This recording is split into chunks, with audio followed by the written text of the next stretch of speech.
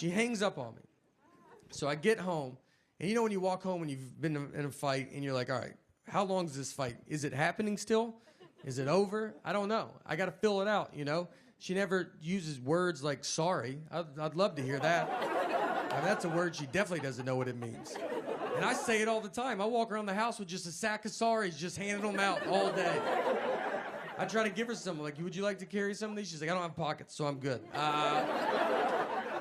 We didn't talk that whole night. I mean, we're just sitting there, our daughters, like, we're watching TV, eating, and I'm like, hey, you know your mom's crazy, right? And then she's like, did you do your homework, or you don't want to be dumb like your dad? And then your daughter's just like, are y'all lunatics? So I'm laying on the couch, and my wife just came over, and she kisses me goodnight, and then she went to bed. And that was it, you know? That was like, I felt like it was her sorry, I guess. But she didn't say it. And so I was like laid there, and I'm just thinking about it. And you think about it a lot, because you're like, all right. Because you learn the longer you get married, sometimes it's like, just let stuff go. You know, who cares? And the next morning, I get up, and I kind of still wanted to talk about it. Because we didn't talk all night, you know? So I went into her, I was like, look, I got to tell you, I mean, it's just not what it means, you know? That got it going real good. But I felt so good about this argument, you know? I thought about it all night. I was like, you got this one in the bag, man. You should bring it back up. I'm not trying to date her anymore. I'd like to win a fight. We're going to die together. I almost woke her up in her sleep. That's how much I was so excited. I almost just started shaking her going, it's not what it means. Her marriage almost ended in one fell swoop. So...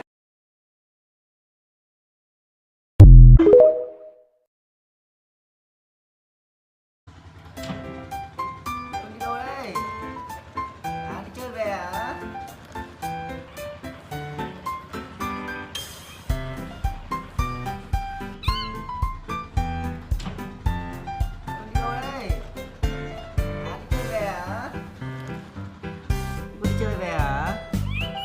Có vui không? Có ăn gì chưa? Có ăn gì chưa?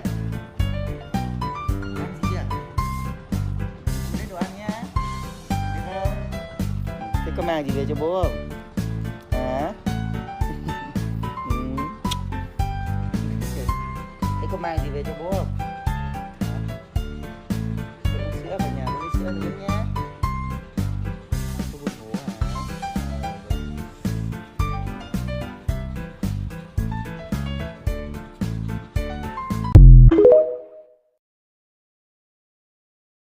So you have your meal and then you're stuffed.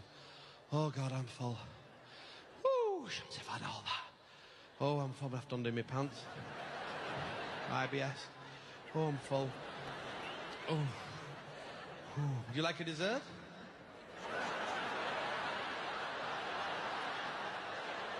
Are you having one? Are you having one? Are you having a dessert?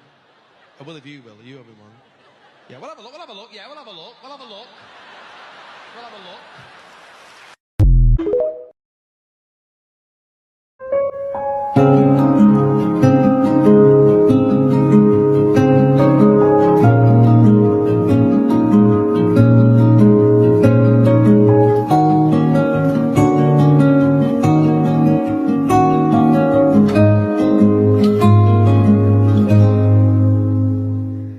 When the night has come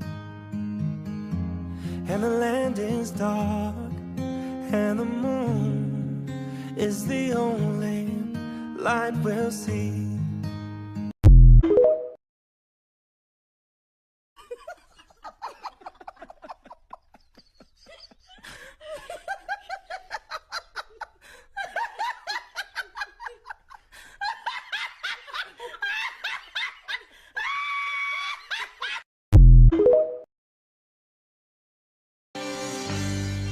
You're not alone, together we stand. I'll be by your side, you know I'll take your hand. When it gets cold and it feels like the end. I bought a beer at the gas station, and the cashier goes, when's your birthday, honey? And I said, November 13, 1991. And she goes, oh, my daughter is on the 1st. But, you know, different year. So you're telling me nothing? Is that what you're... I said 3 things and 2 of them don't apply? To your daughter who I've never met? What do you want me to say to that? Get her in here, dude. Are you kidding me? I gotta meet this girl. November? What? That's insane. Get her in here. I didn't know what to say. I just said it's a good month. That's what I said. It's a good month. And I've been thinking about her ever since. I'll be honest. How often is she saying this to people? Is it 1 out of every 12 customers that come in? She's like, I'm about to blow your mind. You know my daughter who you don't know? Same month. Different year.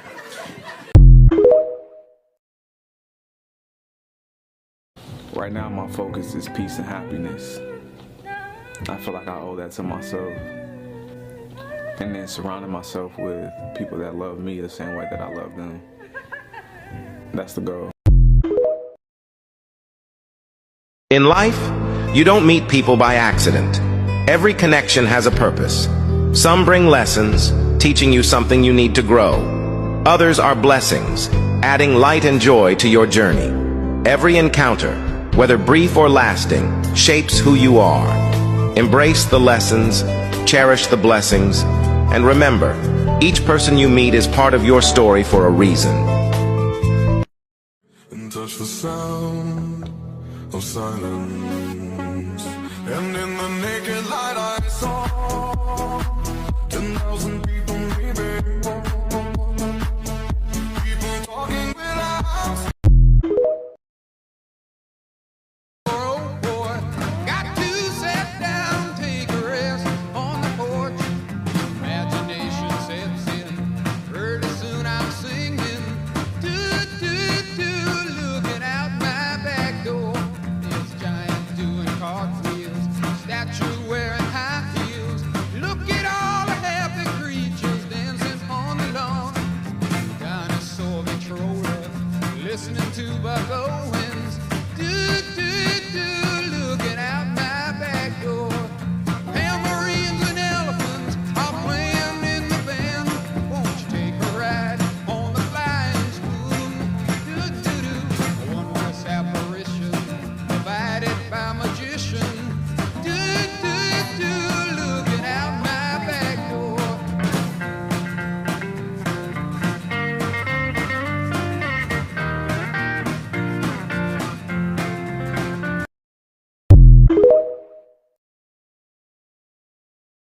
Forgiveness.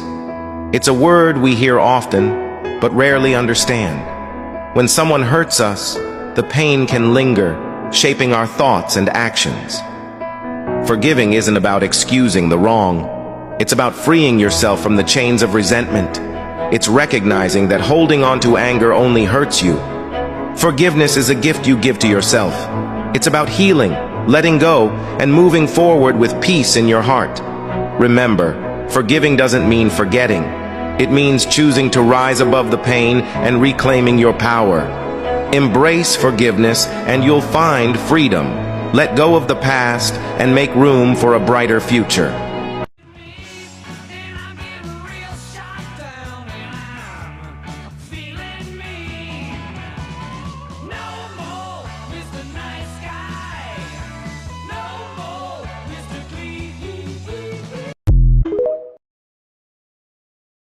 I never fake care for anyone.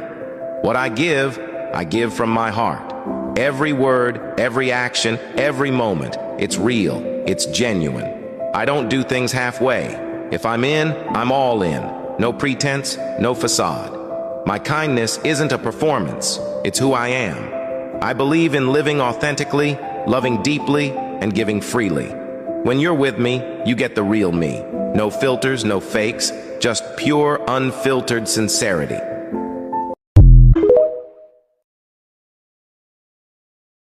When I was a little boy, my daddy used to tell me a story about the little rabbits, and there were 3 of them.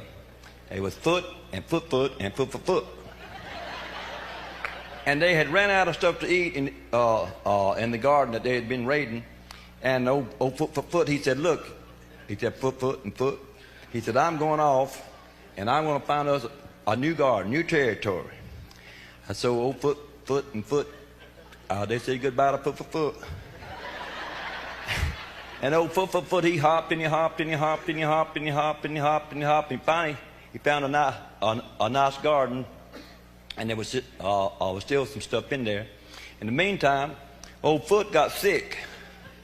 Yeah, he got a hold of a bad carrot. And, you know, he was real babyish looking. And old Foot, he said, Foot. And Foot said, what, Foot? And old Foot, he said, I'm sick. And Foot, he says, but Foot, he said, what's the matter with you?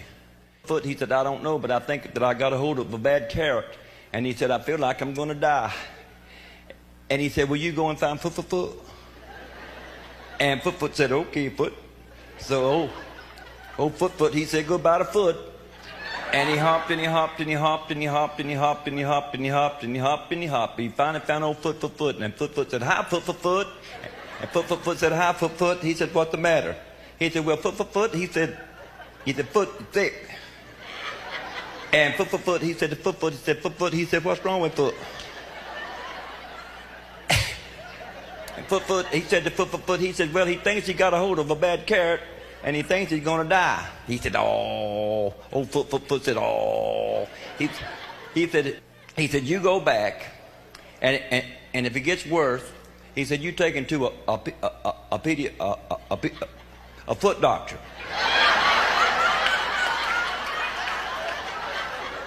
So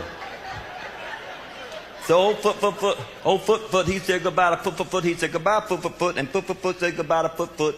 And old Foot, how many feet did I say there? Finally, old Foot, he hopped and he hopped and he hopped and he hopped and he hopped and he hopped, and finally he found old Foot. Old Foot had died. All 4 feet were sticking up in the air. And it scared him so bad they had a funeral there, and all the rabbits that came from miles around, and old Foot, he said that he better go and tell old Foot. And so he hopped and he hopped and he hopped and he hopped and he hopped and he hopped, and he found old Foot. And Foot, he said, Foot. And Foot said, he said, what is it, Foot? And he said, Foot has died. And he said, Foot, he said, I feel like, he said, I had a bite of the same carrot. And he said, I feel like I'm going to die. And Foot, he said to Foot, he said, Foot, he said, you can't die. We've already got 1 foot in the grave now.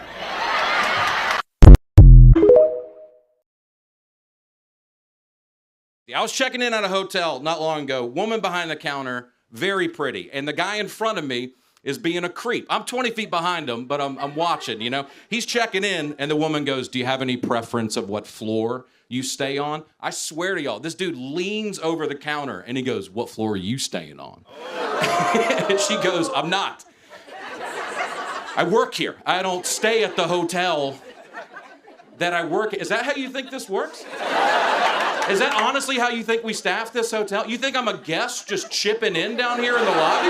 You think you have to be the lifeguard tomorrow? I don't stay at the hotel that employs me, you moron. So he walks away, tail between his legs. Now I'm up next. I saw the whole thing go down, right? So I walk up there, and she goes, how many room keys do you want? 1 or 2? And I go, how many room keys do you want? And she did not get the reference at all. Dude, I looked way worse than the first guy, honestly. The look on her face, she's like, they just keep coming in today. I mean, is there a creep convention in town? What's going on right now? I'm calling the angels down. I'm storming the gates of hell. Tell the devil he don't own my soul. I'm taking back what the enemy stole. I'm raising the battle. I've never been called a millennial or Generation X. I've never even really heard any of those terms growing up. And now you hear them all the time. So I looked it up to try to see, I was like, what am I? And I'm technically nothing. I'm on a cusp. I'm a generation gap. And what we are called, Zennials, or we're called the Oregon Trail generation, or we are called, my favorite name is the Lucky Ones. And it's true, we're very lucky. We actually grew up in 2 different worlds. When I was a kid, I grew up like it was the 50s. Like you would go outside and your parents just didn't know where you were. We went to school and played Oregon Trail on a computer at school. No one had a computer at home. It's like, what are you, a zillionaire? Like, I mean, you could. But then in high school, I had AOL. You know, we had a computer at home. Then I got a beeper, and then I got a cell phone. I didn't have social media until I was 26 with MySpace. You know, I mean, social media, like, whatever I did in high school is a rumor. It can't ruin my life. So if you're around my age, you might realize, like, you just end up always kind of being in the middle. Like, I understand when a Gen Xer says something, you're like, I get it. A millennial says something, you're like, no, I get it. You always just feel in the middle. And these groups all hate each other. And the most I've ever felt where I was in the middle was just this one hotel that I stayed at. So a lot of hotels now, they have Chromecast, and you can watch, like, Netflix in your hotel room. So I'm watching, I get in my room, and I turn it on, and my Chromecast is not working. So I called down to the front desk, and the oldest voice I ever heard answered the phone. This guy was a Civil War survivor. I mean, he was the age where you just go, thank you for your service. And it's like, was in the Army? You're like, probably, man. I mean, there's an age where, like, they all had to go at that age, so just say it. So I tell him, I go, hey, my Chromecast is not working. And I could have just made up a word. I mean, he's never heard of that. I could have said, my beep bop broke. I mean, he asked if I was staying at that hotel. That's how he goes, are you staying here? I was like, do you think I've called the front desk from a different hotel room? He goes, look, I don't know what this is, but there's a younger guy here. I'm going to send him up. He'll be able to help you. And I was like, great. So that guy comes up, and he knocks on my door. I open it. He's my dad's age. And I mean, right when I see him, you're like, all right, dude, we don't have to do this. You know, I mean, I know you've heard of it, but you're not, if I can't fix it, you're not going to be able to fix it. But he's the generation that still wants to give it a try. So I got to let him in. So he comes in my room, sits on my bed, a little too far back, I thought. I just remember, like, the back of his calves were touching the bed. And I was like, are your feet dangling? How far back are you going to go? Are you cold? Do you want some covers, man? He gets the remote and just starts pressing all the buttons. And I said, I don't know if that's going to do it. And he goes, let's just keep trying it, though. I go, all right. I'm going to turn the shower on, open a window. Let's try everything. You know, let's just see. Maybe it turns on. Who knows? Maybe it's all connected. So we can't get it. And he goes, all right. He goes, there's a younger guy. He's about to come to work. And at this point, I'm like, I'm the younger guy, man. I was like, it's all right, dude. I don't need it. And he goes, no, it's a millennial. And I was like, all right. Now we're getting somewhere, you know? This is what the millennial does. He was born with technology. He's going to know how to fix this. I was excited. I was like, great. He goes, he comes to work in an hour. I go, wonderful. And let me tell you, you know how quick that millennial fixed it? Well, I'll never know because he just didn't come to work that night. So, and I found out because the old guy called me because he was supposed to fill in for him. He was furious, dude. He hates that millennial. He goes, he never comes to work. He doesn't take it serious. He's got a peanut allergy. And I was like, all right, well, I ended up fixing it myself because it was just unplugged. So that's my fault. Don't you want me like I want you, baby? Don't you need me like I need you now?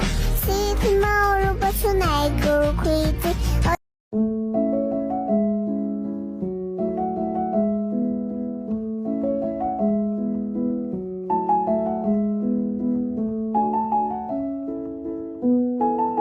So I finally confessed to my psychiatrist that I've been hearing voices. And my psychiatrist told me that I don't have a psychiatrist. You know, not everyone's going to think I'm funny or pretty, and that's okay. They're wrong, though. People who stutter, we tend to do it more when we're feeling nervous or agitated, frustrated, overwhelmed. And there was one particular day where both mine and my wife's issues, my stutter and her ADHD, came together for one beautiful, awful storm. I came home from shows. It had just been an exhausting day. And very lovingly, my wife noticed. So she asked, she goes, hey, babe, what's the matter? And what I said at the time was, it's nothing. It's just today I'm feeling very stressed. But at the time that I said it, I stuttered on the word stressed. So it sounded like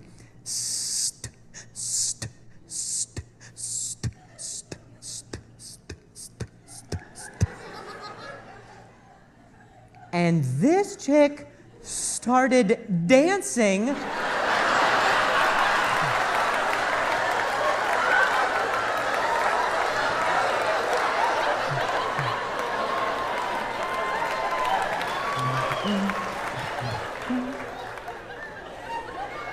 She was like, that was a sick beat, babe. I was like, yeah, we should start a band and not finish it.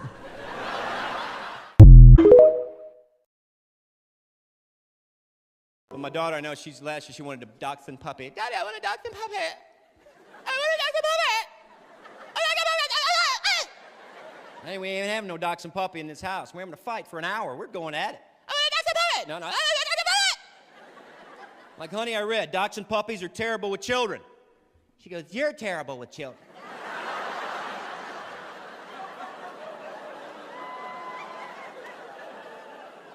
That may be true, honey, but Daddy don't pee on the carpet.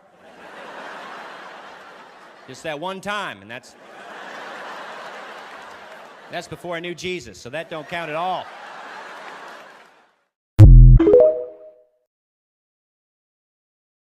So I get out of my car, I run into the motorway services, and I go to the urinals, and there's nobody there. I've got the run of the place, okay? So I go on the far right. I pick the far right-hand urinal, and I've done that because I know if somebody comes in, they'll go far left because of the rules. So I'm peeing here, minding my own business, and in my peripheral vision, I notice a gentleman come in, and he does everything I'm expecting him to do. He doesn't say a word to me because of rule number 1, and he takes his place at the far left-hand urinal exactly as anticipated. But what I didn't see is that he wasn't on his own. He was with his son, a child. He was with a child, okay? I didn't see the child because he was obscured from my vision, and the boy was peeing at a lower down urinal that I didn't even know was there. So I thought it was just me and his dad. I didn't realize the kid was there. So when his dad spoke out loud to his kid, which is a totally normal thing for a father to do, I thought he was breaking rule number 1 and talking to me, and it was quite disturbing. So he's peeing over there, I'm peeing over here, and he just goes, right, now shake it like a good boy.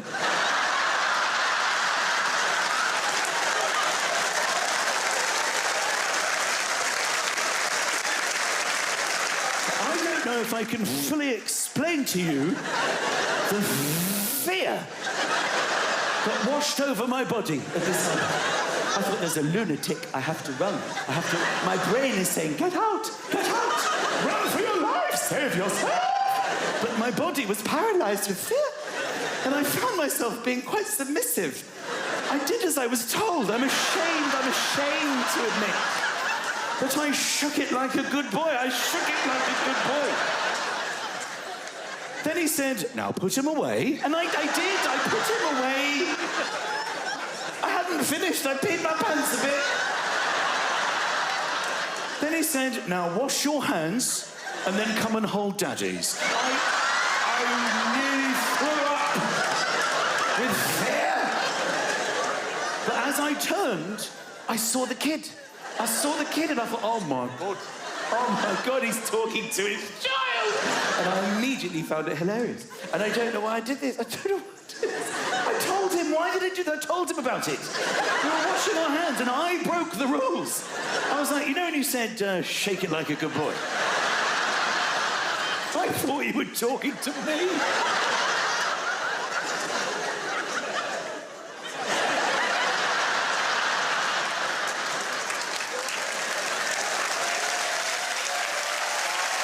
He just held his son's hand and went, rule number 1, never talk to strangers in toilets.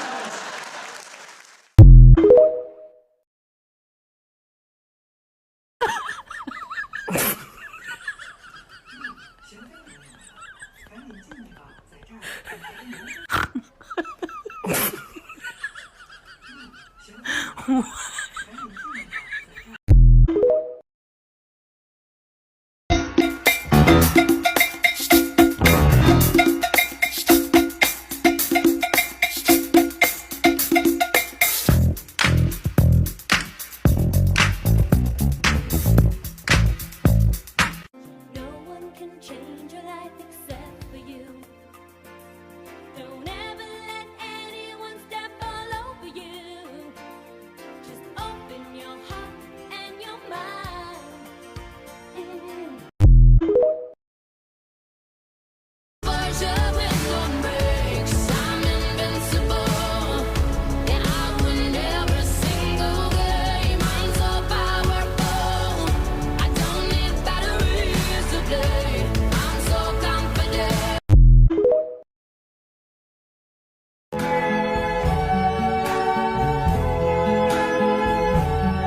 I see trees of green, red roses too. I see them bloom for me and you. And I think to myself, what a wonderful world.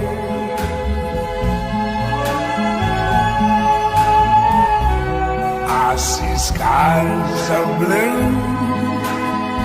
and clouds of white, the bright blessed day, the dark sacred night. And I think to myself, what a wonderful world.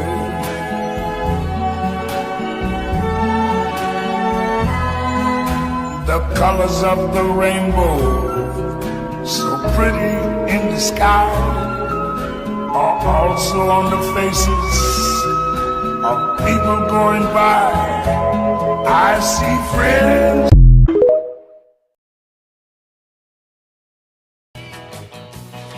Well, now you shake it to the left, you shake it to the right, you do the hippie shake shake with all of your might, oh baby.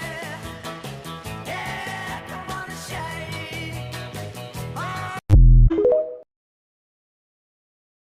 Tell me why ain't nothing but a party. Tell me why ain't nothing but a mistake. Tell me why I never wanna hear you say.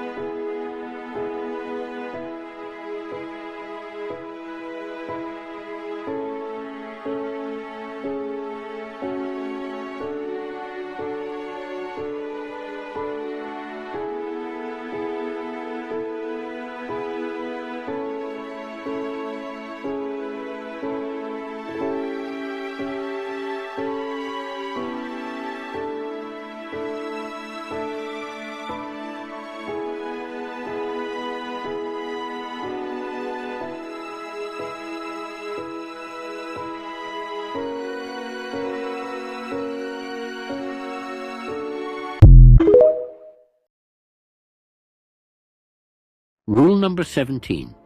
Be each other's best friend. Support and care for each other like best friends do.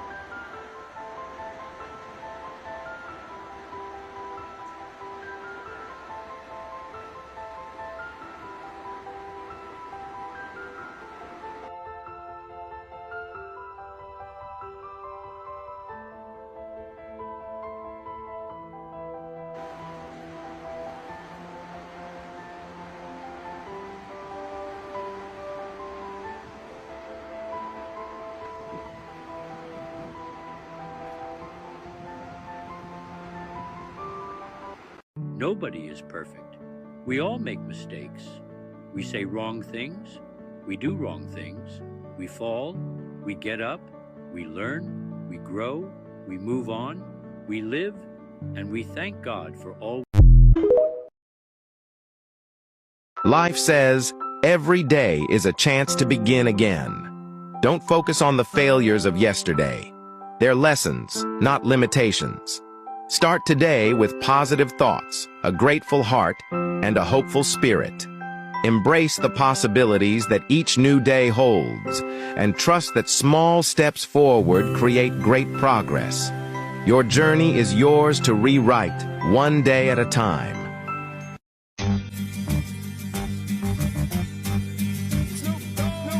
When the pimp's in the crib, ma, drop it like it's hot. Drop it like it's hot. Drop it like it's hot. Hoy en mi ventana brilla el sol y el corazón se pone triste contemplando la ciudad.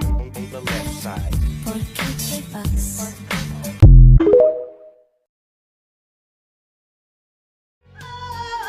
What's love got to do with it? What's love but a second-hand emotion? What's love got to do with it? I wish that somebody would open up a restaurant and name it I Don't Care, so that I could finally go to the place that my wife is always talking about.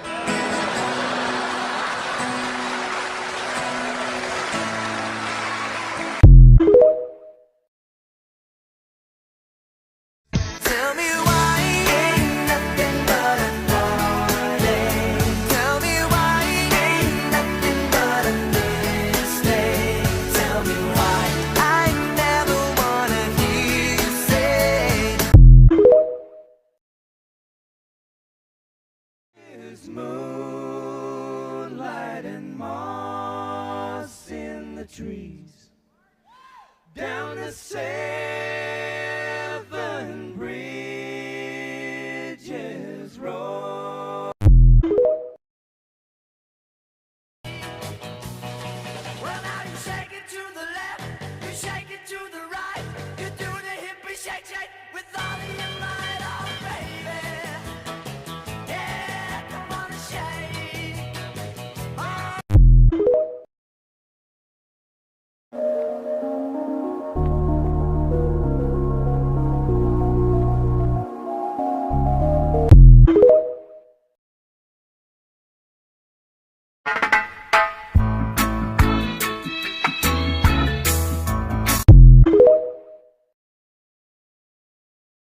Forget the talk. I didn't even know what like bad words were. I was extra sheltered. Like the F word to me growing up was fart. That's what I thought. And we had this weird kind of sheltered kid code. I know some of y'all grew up with. They're like, hey, watch your mouth. You don't say fart, you say toot. Maybe poot on the weekends. You don't say butt, you say tushy. Yeah, whatever. You don't say boobs, you say squishies. That's what they taught me. I remember finally working up the courage to approach my father to ask the big question, you know. I mean, I was so into high school, way too old. I approached him, I was like, Daddy? That's what I called him, Daddy?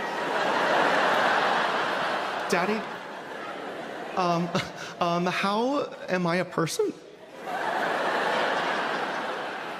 And just without breaking eye contact with the television, he was like, your mother and I smooched. So I was in health class the next day arguing with Miss Peterson, like, you think babies are made by doing what? No, it's when a man and a woman love each other and their tongues touch, and then a mom poots it out of her tushy. Shut the fart up.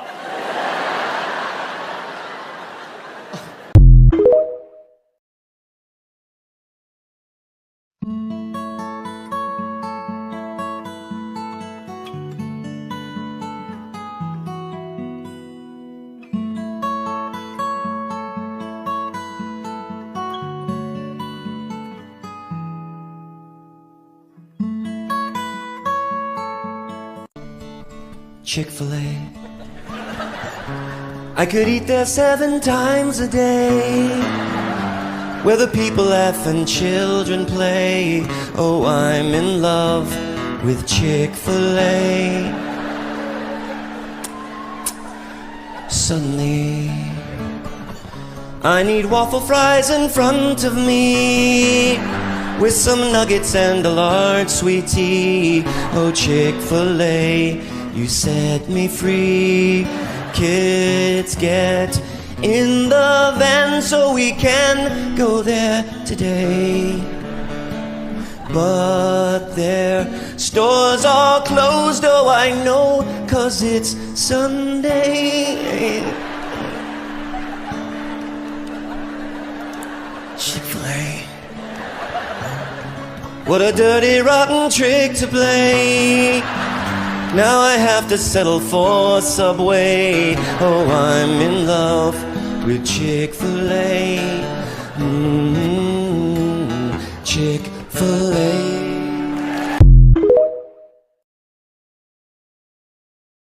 Cause your soul is on fire, it's shining in the dark. What did they aim for when they missed your heart? I breathe underwater, it's all in my hands. What can I? You want to know what the saddest thing is? We live in a world full of hypocrites, where people secretly wish for your failure, but smile in front of you as if they love you. If I had to live my life over again, I wouldn't change a thing, except I'd open my eyes a little more. Sometimes my excessive kindness causes me problems. Too kind, too naive, too trusting. But I've learned, it's not my job to fix what I didn't break. I used to fear losing people, but now I fear losing my time. No, I'm just doing alright. And it's a great day to be alive. I know the sun's still shining when I close my eyes. There's some hard times in the neighborhood.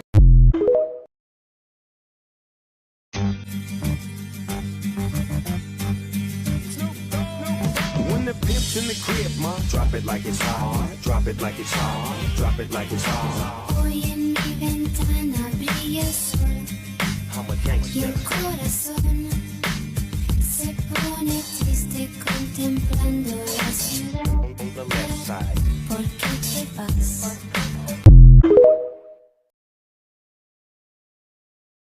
I wish that somebody would open up a restaurant and name it I Don't Care, so that I could finally go to the place that my wife is always talking about.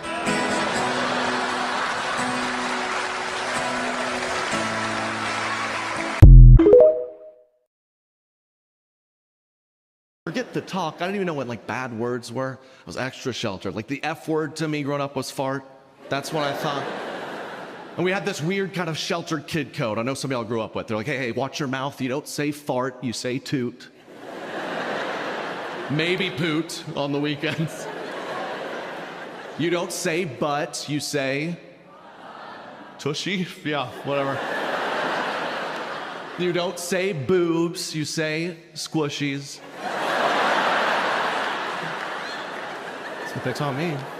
I remember finally working up the courage to approach my father to ask the big question, you know. I mean, I was so into high school, way too old. I approached him, I was like, Daddy? That's what I called him, Daddy? Daddy? How am I a person? And just without breaking eye contact with the television, he was like, your mother and I smooched. So I was in health class the next day arguing with Miss Peterson, like, you think babies are made by doing what? No, it's when a man and a woman love each other and their tongues touch and then a mom poots it out of her tushy.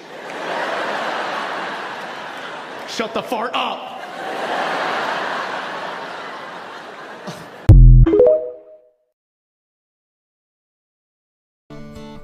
Chick-fil-A. I could eat there 7 times a day, where the people laugh and children play. Oh, I'm in love with Chick-fil-A. Suddenly, I need waffle fries in front of me, with some nuggets and a large sweet tea.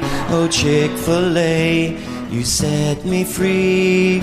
Kids, get in the van so we can go there today.